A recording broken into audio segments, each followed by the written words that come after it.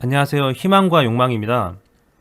1부에 이어서 2부에서는 군용 드론 시장에 대한 이야기와 네이슨 그리어의 영입을 통한 알파인의 미국 군용 드론 시장 전망에 대해 이야기해 볼 건데요. 각기의 드론들과 드론 시장에 대한 이야기를 지나치게 깊이 들어가면 내용이 너무 방대해져서 오히려 이야기가 좀 어려울 수도 있으니까 나무보다는 멀리서 숲을 보는 식으로 군용 드론 시장에서의 알파인의 현 위치라는 관점으로 설명드리겠습니다.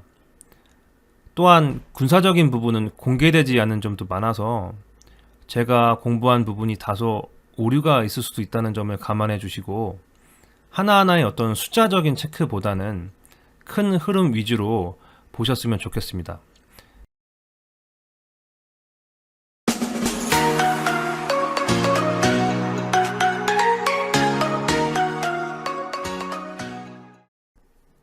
드론이라는 단어는 하늘에서 날고 있는 작은 비행 물체 소리가 벌이 내는 윙윙 소리랑 같다고 해서 유래가 되었고, 좀 더 큰 포괄 범위였던 UAV나 드론은 요즘 사실상 같은 의미로 쓰이고 있습니다. 무인 드론이라는 게 어제 오늘 갑자기 등장한 것은 아니고 이스라엘에서 시작한 디코이라는 개념으로 기존 비행기 하단에 달아서 적에게 가까이 가서 낙하를 시켜서 목표를 타격하거나 정찰을 하는 용도였고, 이미 1950년대부터 이스라엘하고 미국에서 비밀리에 개발돼서 사용을 하고 있었습니다. 또 이제는 정말 많은 국가에서 매우 전략적인 핵심 무기 중 하나로 운영을 하고 있습니다. 표에서 보시는 것처럼 고고도 무인항공기 글로벌 호크나 MQ-9 리퍼 같은 공격 무인기가 그룹 5 그리고 4에 자리를 잡고 있고, 군인 혼자서도 운영이 가능한 그룹 1의 소형 정찰 무인기 바이퍼 등까지 다양하게 갖춰져 있습니다. 그룹 5 쪽은 이제 글로벌 호크 같은 경우에 2만 미터 이상 상공에서 고공 촬영이 가능한 정찰 위성급 무기이며, 그 아래 MQ-9 리퍼는 초고도 무인 비행 중에 지상에 있는 적을 직접 타격하는 웬만한 전투기급 이상 그 정도의 기능을 갖고 있는 무인기입니다. 대략적으로 무인기가 재원과 기능이 다양하고 가격과 쓰임새 역시 다르다는 점을 짐작하실 수 있을 텐데, 이 알파인이 또 추후에 어떤 거를 더 개발할지는 모르겠지만 현재의 제품으로 경쟁을 만약에 한다면 그룹 3에 있는 에어로바이러먼트사의 점프 20나 그룹 1의 레이븐, 퓨마 등 정찰용 무인기가 가능하다고 보시면 되겠습니다. 먼저 미 해병대부터 공군에까지 쓰이고 있는 레이븐을 보시겠습니다. 영상은 마린에서 구동하는 영상인데 각 부품을 하나하나 조립해서 한 사람이 이 기체를 서서 잡고 던져야 되기 때문에 한 사람은 던지고 다른 사람은 경호를 해줘야 됩니다. 비행 시간은 약 2시간 정도고, 제일 아쉬운 게 회기 시에 떨어질 때 잘못하면 망가집니다. 퓨마 시리즈는 사실 좀 더 힘든데 한 사람이 기체를 잡고 균형을 맞추고 달려가서 던져야 됩니다. 레이븐보다 좀 더 높이 날고 비행 시간도 약간 더 깁니다. 좀 더 고공 촬영이 가능한데 개활지 같은 데서 던져야 되고, 역시 경계 및 경호 인원이 필요합니다. 퓨마 엘리는 5시간 반 비행이 가능하고, 또 고공 촬영 50배 줌 카메라가 달려있지만 보시는 것처럼 조금 근육맨들이 구동을 해야 될 것 같습니다. 직접 들고 날리던가 아니면 비행기 앞에 번지줄을 연결을 해서 잡아당겨서 비행 기체를 날릴 수 있고, 또 회기 시에 앞에 보시는 퓨마 기체처럼 맨 땅에 추락하고요. 이번에는 보잉 인시투사의 RQ-21A 블랙잭입니다. 우선 운영 인원이 기본 3, 4명 필요하고요. 채비 시간이 꽤 오래 걸립니다. 이 영상 사실 준비 시간 영상을 제가 한 5분의 1로 자른 겁니다. 하도 길어가지고. 사람이 들 수 없기 때문에 드론을 옮기는 이동체가 필요하고 발사대 역시 필요합니다. 그리고 보시는 것처럼 이게 사실상 자주 이동하면서 구동할 수 있는 정도의 무게와 크기가 아닙니다. 16시간 비행이 가능하고 170km 속도로 비행하는 날개 포함 길이 5m 가까운 덩치 큰 비행 기체입니다. 그리고 큰 줄에 회수대가 필요한데 이게 비행이 다 끝나고 돌아올 때 영상에서 보시는 것처럼 비행 기체를 회수 줄에 걸어서 잡아야 되고 또 망가지면 안 되니까 달려가서 받아야겠죠. 다음은 에어로바이러먼트사의 점프 20인데요. 이 기체는 바유에 있는 X5하고 그나마 가장 흡사합니다. 13.6시간으로 X5보다는 3시간 정도 더 비행이 가능하고요. 속도는 다소 빠르고 무게는 13kg로 조금 덜 실을 수 있는데 그 가장 큰 이유가 배터리로만 비행하는 게 아니고 가솔린 연료를 같이 넣어서 구동하는 비행체라서 그렇습니다. 바유의 기체처럼 수직 이착륙이 가능한 VTO의 기체인데 이유는 모르겠지만 이착륙을 위한 다리는 없고요.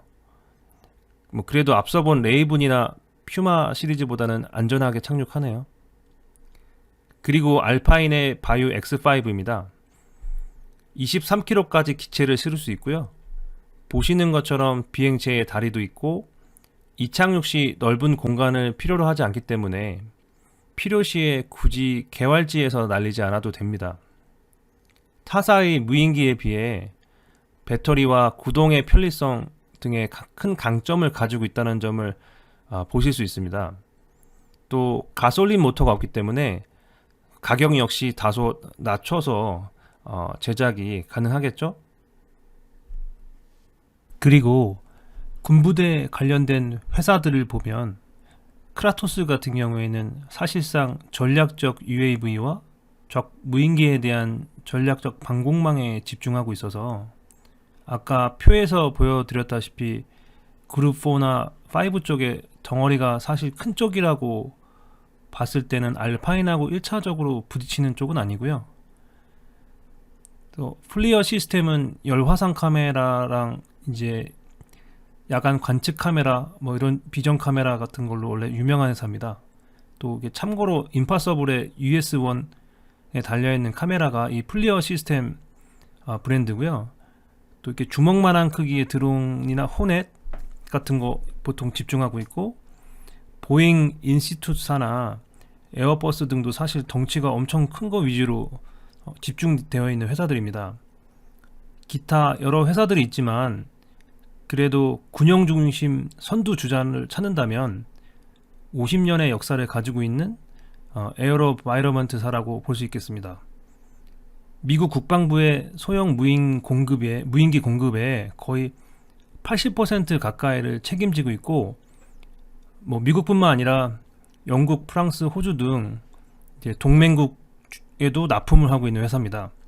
또 실제 보시는 것처럼 소형 무인기 레이븐 같은 거 한 세트 들어가는데 보통 들어가는 단위가 1000만 불 이상의 단위로 들어가기 때문에 매출액도 상당히 높고 알파인도 이런 자리를 비집고 들어간다면 계약 체결 시에 상당히 높은 매출을 몰리지 않을까 그런 또 어떤 희망적인 예측을 하고 있습니다. 기존 무인 항공기를 만들던 타사들의 기득권 속에서 알파인의 제품이 실제적으로 군부대 내에 본격적으로 납품을 하고 시장을 만들어갈 수 있는지를 이해하기 위해서 가장 중요한 현 시점의 군용 시장의 글로벌 흐름을 말씀드리겠습니다. 미국의 입장에서 무인 드론이라는 전략적 무기를 오랜 동안 다른 나라로 수출을 억제하고 심지어 동맹국들에게까지 부분적으로만 시장을 열어둔 이유는 군사적인 이점을 유지하고 미국이 주도하는 MTCR, 즉 미사일 기술 통제 체제를 해치면 안 된다는 그런 기준이 있었기 때문입니다. 그런데 최근 몇 년간 행해졌던 중국의 행동이 엄청난 드론 시장의 변화를 가져왔습니다. 2010년 중반부터 시작한 드론 바이어에 대해 비밀 유지, 그리고 저렴한 가격 등을 내세운 중국산 드론의 점유율 확대 정책으로 일부 중동 국가에서 반체제 단체에 이르기까지 무작위 군용 드론 판매로 다시 한번 미중 패권 경쟁을 불을 붙이고, 또 현대전과 미래전에 있어서의 무인 드론의 전략적 강화라는 군사 간의 군사적 패러다임까지 바꾸게 되는 계기가 되었습니다. 그런데 중량 11.6톤, 길이 14.5m, 날개 포함 40m의 2천억짜리 글로벌 호크하고 또 2.2톤의 무게로 지상정보원이 제공해준 타겟을 듣고 날아가는 대당 수백억에 달하는 MQ 리퍼 시리즈 무인기를 보면서 가격이나 운영을 하는데 생각보다 몸이 무겁고 유지 보수비 역시 엄청나다는 것을 느낄 수 있습니다. 그리고 중동의 한 국가가 자기 영공 가까이 들어선 미국의 그 글로벌 호크를 몇억 원의 미사일을 날려서 추락시키고 기뻐하는 장면의 뉴스, 그리고 미국 블랙호크 4대를 1조 원 가까운 금액에 들여와서 별다른 구동도 못하고 매년 엄청나게 많은 돈을 써가면서 유지 보수를 하고 있는 한국군의 이제 뉴스를 기억하는 저한테는 글로벌 호크보다 좀 저 아래의 하늘에서 날지만 실시간 정보팀 없어도 소형 드론 10대에 폭탄을 달아서 사우디 석유 시설을 타격하고 어떤 한 국가를 단기적으로 마비시키고 공포를 주고 전 세계까지 긴장시켰던 예멘 반군의 소형 무인 드론이 더 이렇게 무섭게 느껴집니다. 값비싼 어떤 불이 더 잘 붙는 100만원짜리 위스키가 아니라 2,000원 하는 소주병으로 화염병을 만들어 던지는 느낌이라 할까? 첫 번째 병이 던져서 타겟에 실패를 해도 뭐 값이 싸니까 또 사서 던질 수 있는 어떤 위력 좋은 소주병 느낌? 실제로 다수의 어떤 소형 공격 무인 드론이 날라와서 공격을 해댄다면 그것보다 훨씬 더 비싼 가격을 지닌 지대공 미사일이나 기타 지대공 화력으로 잡기는 군사적으로 봤을 때 너무나도 지나친 전력 소비 아닐까. 그렇다면 앞으로 소형 무인 드론기 시장은 더욱더 커질 수밖에 없다. 드론에 대한 필요성이 증가하면서 전체 시장에서의 수요 증가와 또 기존 드론 점유율에 있어서도 전체 드론 시장에서 소형 무인 드론기 쪽이 더 커지지 않을까. 그렇고 또 가격적인 면에서 새롭게 드론을 필요로 하는 기존 체계에 대한 대체가 가속화할 수도 있다. 미국 밀리터리 시장의 수요 증폭도 그렇지만 지금 미국 동맹국을 중심으로 드론 수출을 확장하고 강화하고 있는 전략으로 바꾼 시점에서 미국 군용 드론 업체들 입장에서 시장이 더 커지고 있고, 또 그렇다면 뭐 기득권이 있는 오래된 회사나 알파인이나 앞으로 펼쳐질 소형 무인 드론 쪽은 블루오션 시장이고, 또 시장이 무르익을 때까지는 그런 지점까지는 서로 극심하게 싸울 필요도 없고 오히려 시장의 파이를 키우는데 집중할 것이다. 그래서 이제 알파인의 입장에서 봤을 때는 군부대의 어떤 드론 진출을 하는 데 있어서 진입 장벽이 높지 않다라고 보여집니다. 그리고 잠깐 상업 민간용 드론 시장 얘기를 해보면 사실 실험기에서 도입기로 접어들었고 이게 제도 정비 후에 군용 시장에 비해서 추후에 그 시장성이 더 크고 뭐 폭발할 거라고 생각을 하지만 아직은 이미 제도적으로 준비가 다 되어 있는 군용 시장에 비해서 도심지에서 드론 교통 규약이나 안전 문제, 그리고 드론을 조종하는 조종사들의 행정적, 형사적 책임 정의까지를 해결해야 되는 등의 그 숙제가 조금 남아 있고, 이것도 기존에 가지고 있었던 섹션 333으로 이게 드론 민간 허용에 대해서 출발했던 FAA 미국 그 항공청에서도 그 한계를 느끼고 2016년에 그 파트 107이라는 거를 만들어서 구체화 시켰지만 요것만 가지고 이 다양한 드론의 영역을 다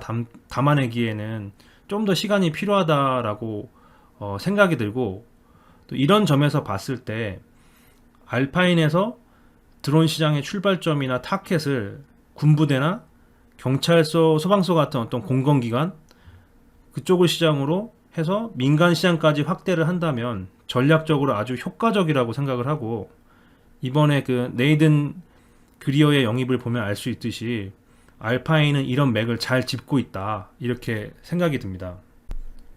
제 기존 영상을 보신 분들이라면 알파인 CEO 켄트의 DSF 비즈니스 모델을 오늘 제가 언급했던 내용하고 결합시켜서 생각해 보실 수 있을 텐데, 그러면 이제 알파인이라는 회사가 미래의 드론 회사들에서 폭발적인 매출이 나오기 전까지도 나름 튼튼한 구조로 버틸 수 있다는 것을 아실 겁니다.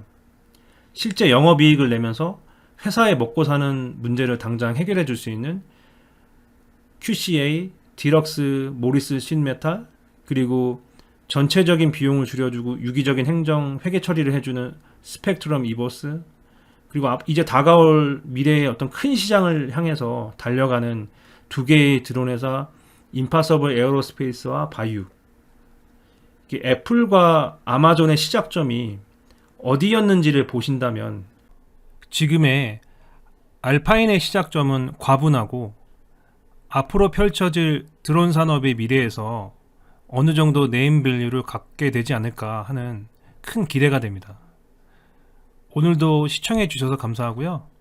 다소 미흡하거나 혹시 수정해야 될 부분이 있다면 알려주시면 제가 감사한 마음으로 업데이트 하겠습니다. 감사합니다.